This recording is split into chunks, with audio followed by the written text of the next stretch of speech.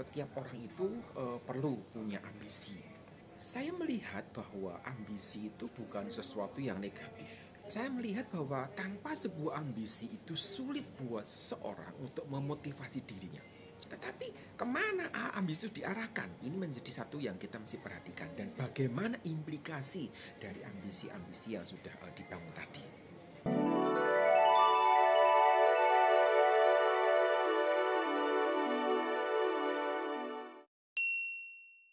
Seorang pelukis terkenal bernama Salvador Dali. Saya bukan fansnya dia karena saya juga tidak hobi melihat lukisan. Ya, dia pernah berkata bahwa inteligensia itu kalau tidak disertai dengan ambisi itu seperti burung yang tanpa sayap. Jadi kira-kira gitu ya. Kalau punya inteligensia gitu ya, tapi tidak punya ambisi ya percuma gitu. Mungkin sama sebaliknya ya, kalau orang itu punya ambisi tapi tidak punya inteligensia gitu ya. Saya itu menerjemahkan inteligensia itu bukan sebagai orang yang cerdas gitu, tapi sebagai orang yang smart. Saya menerjemahkan smart itu bukan sekedar cerdas, tapi bisa melihat peluang, bisa survive dalam banyak hal, kira-kira demikian.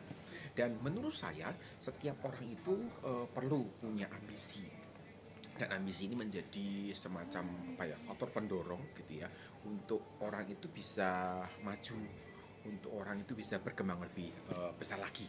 Dan ambisi itu menjadi sebuah sarana untuk bisa meraih yang namanya cita-cita. Mungkin ada yang bertanya, boleh enggak gitu ya jadi siswa yang berambisi?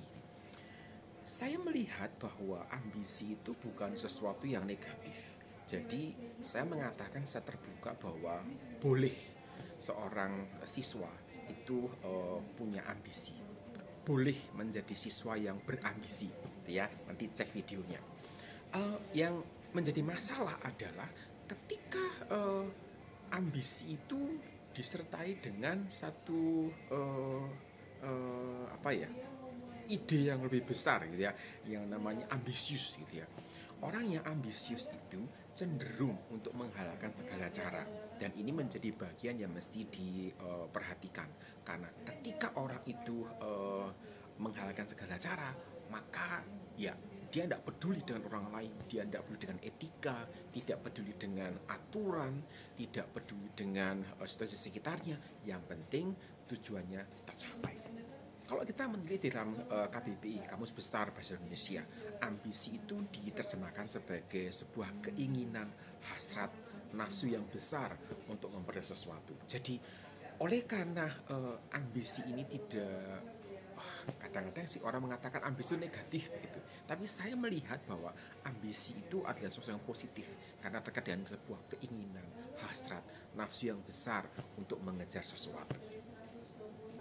Anda mungkin merasa menjadi siswa yang biasa-biasa saja, siswa yang tidak punya ambisi, dan siswa yang merasa bahwa saya tidak punya keinginan besar, kira-kira demikian.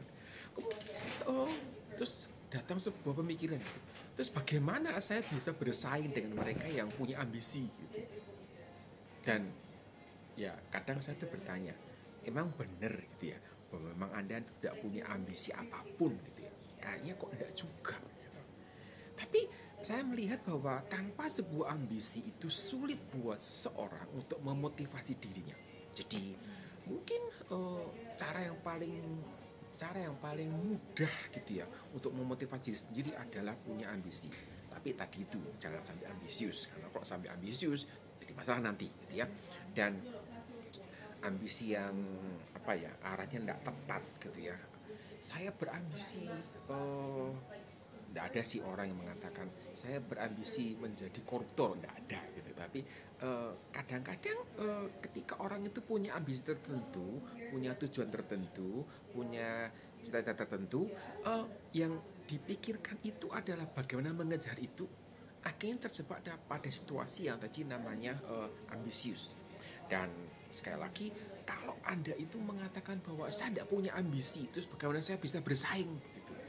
Ya, mungkin Anda perlu membangun ambisi tertentu untuk bisa bersaing, artinya bersaing dengan sehat. Dan saya melihat gitu ya, ada beberapa peluang yang kita bisa ambil terkait dengan situasi yang mungkin baru membangun ambisi tadi. Salah satu ambisi yang cukup umum gitu ya di kalangan siswa adalah saya berambisi mengalahkan nilai teman saya. Saya berambisi untuk mendapatkan ranking. Saya berambisi untuk mendapatkan nilai terbaik di dalam mapel tertentu misalnya. Dan kalau kita bicara mengenai situasi yang seperti ini gitu, saya melihat bahwa ini bisa baik, ini bisa buruk. Artinya berambisi untuk mengalahkan nilai teman, berambisi untuk mendapatkan peringkat, berambisi untuk mendapatkan nilai terbaik dalam apa tertentu, itu bukanlah sesuatu yang salah, tetapi implikasinya bisa bermasalah. Artinya jika ambisi ini mendorong Anda untuk belajar lebih baik, maka itu positif. Jika ambisi mendorong Anda untuk mengelola waktu dengan lebih baik, maka itu positif. Jika ambisi ini mendorong Anda untuk bisa konsentrasi dalam belajar, maka itu positif. Jika ambisi ini membuat Anda bisa dengan lebih enak melontarkan pertanyaan kepada guru atau kepada dosen misalnya, itu positif. Tetapi jika ambisi mendorong Anda untuk nyontek, kemudian mungkin melakukan sabotase terhadap teman, misalnya temannya sengaja dibuat sakit supaya tidak bisa ujian dan apapun begitu, maka ambisi ini sudah menjadi hal yang negatif dan ini menjadi bagian yang kita mesti perhatikan. Karena saya selalu mengatakan bahwa ambisi itu adalah sesuatu yang tidak salah. Ambisi adalah sesuatu yang baik gitu ya. Tetapi kemana ambisi itu diarahkan? Ini menjadi satu yang kita mesti perhatikan. Dan bagaimana implikasi dari ambisi-ambisi yang sudah dibangun tadi. Sekolah menerapkan sistem ranking, salah satunya adalah untuk memotivasi siswa belajar.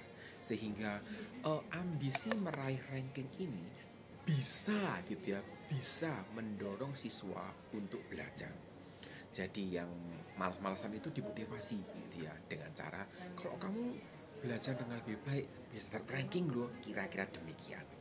Tetapi kalau ternyata gara-gara pengen dapat ranking, kemudian mereka malah menyontek, ini menjadi masalah yang kita mesti pikirkan gitu.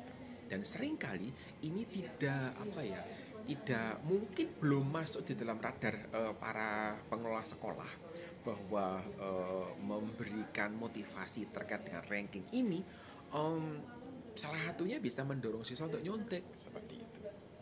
Orang tua juga memotivasi anaknya gitu ya untuk belajar dengan berpikir bahwa kalau belajar dengan baik kamu bisa berranking, nilai bisa baik, kemudian iming-imingnya adalah bisa masuk sekolah yang favorit,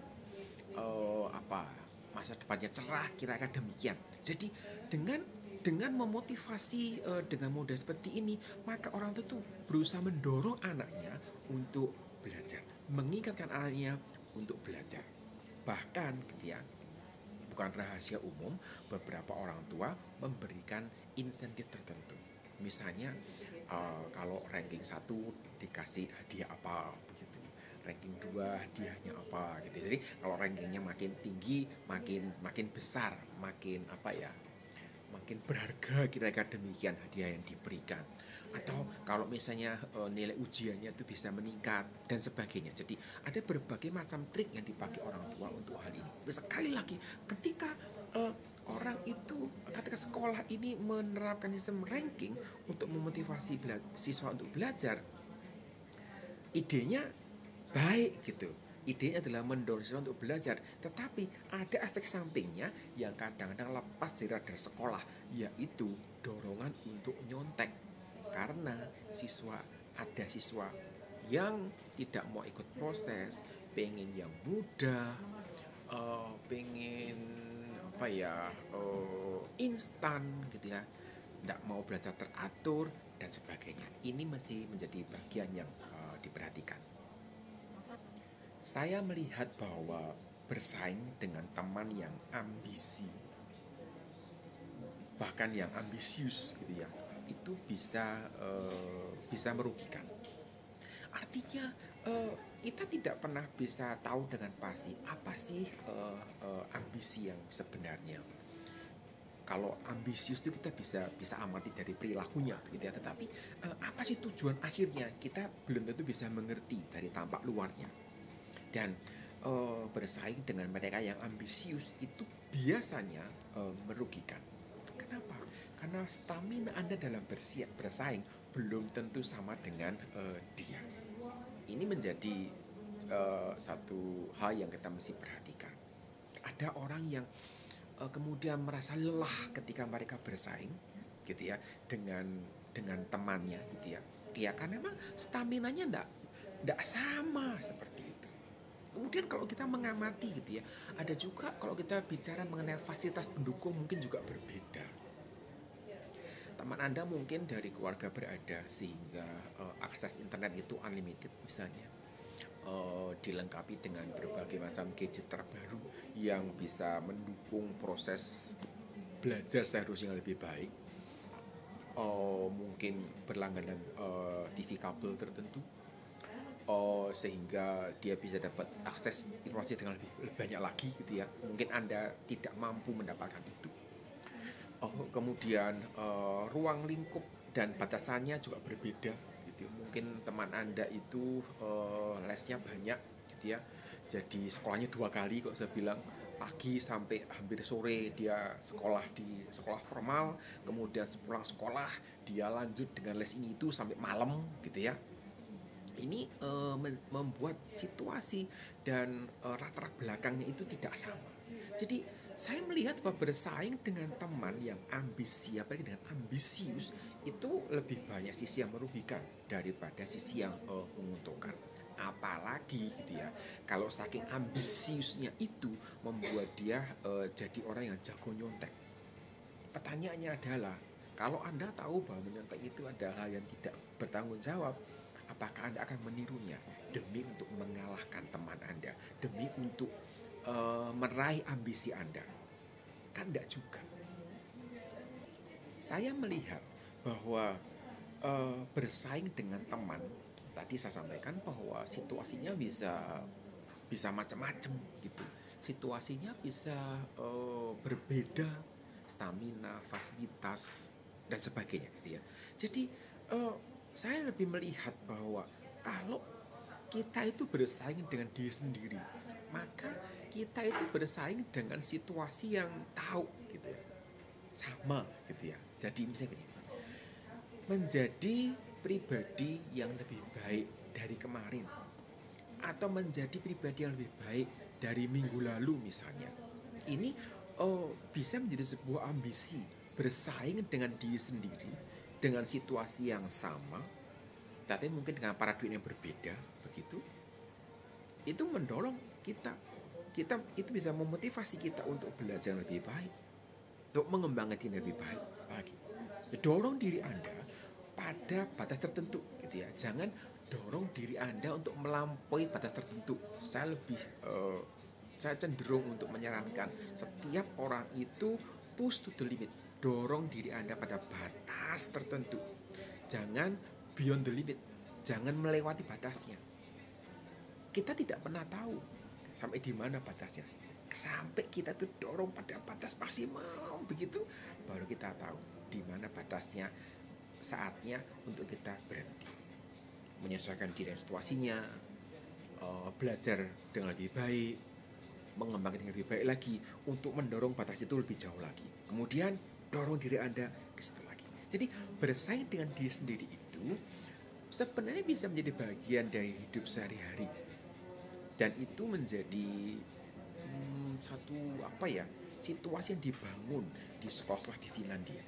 Jadi anak-anak di Finlandia itu mereka didorong untuk mengalahkan dirinya sendiri. Jadi misalnya minggu lalu mereka bergumul cukup berat gitu ya dengan ekonomi misalnya, atau dengan geografi misalnya. Apakah minggu ini mereka bisa mengalahkan itu? Apakah minggu ini mereka bisa mengalahkan status di minggu yang lalu? Ya, itu menjadi hal yang dimotivasi, yang disampaikan kepada guru, yang disampaikan guru kepada siswa. Sehingga pada waktu siswa itu merasa down, merasa lemah gitu ya, karena tidak mampu mengerjakan apa-apa, mereka didorong untuk bersaing dengan diri sendiri, bukan dengan orang lain. Karena ya bersaing dengan orang lain, saya sampaikan ada banyak batasan-batasan yang kita tidak bisa kelola seperti itu. Jadi sebuah refleksi buat kita semua di akhir video ini adalah, apakah hari ini saya sudah melakukan yang terbaik dibandingkan hari yang kemarin? Sampai jumpa.